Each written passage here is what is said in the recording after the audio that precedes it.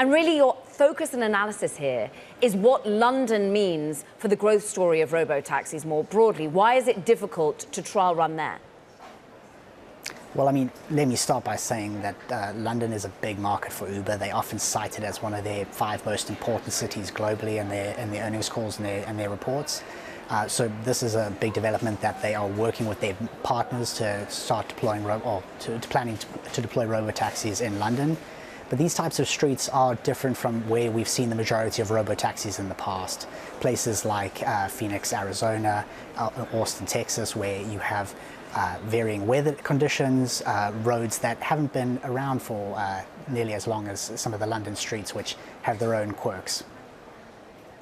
You lead our coverage of mobility, right, at BNEF, and you know that in any robo-taxi setup, you have the self-driving tech, hardware, software, somebody owns the vehicle, somebody operates the ride-hailing app, and somebody manages the fleet. I'm looking at this announcement from Uber and Wayve, and I think there's a few names and pieces missing. Yeah, exactly. In a robotaxi service, it really does take a village. You need different parts of this value chain that are going to contribute different skill sets and different capital requirements and different payoff periods.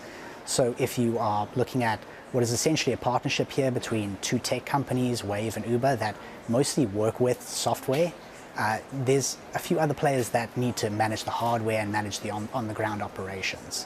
So as you mentioned, that will be things like people, like a company that will actually end up owning the vehicle. And in the past, Uber's been a bit hesitant to own and operate large fleets of vehicles.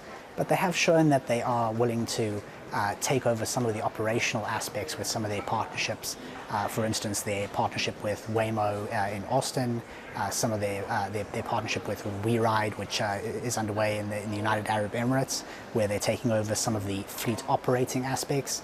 But you did right there, Ed. We're missing kind of who's going to own these fleets, who they're going to work with on the charging side, if they are electric vehicles, which they do seem likely to be at this stage, and all the other details around maintenance and repair of these vehicles as they function as robo-taxis.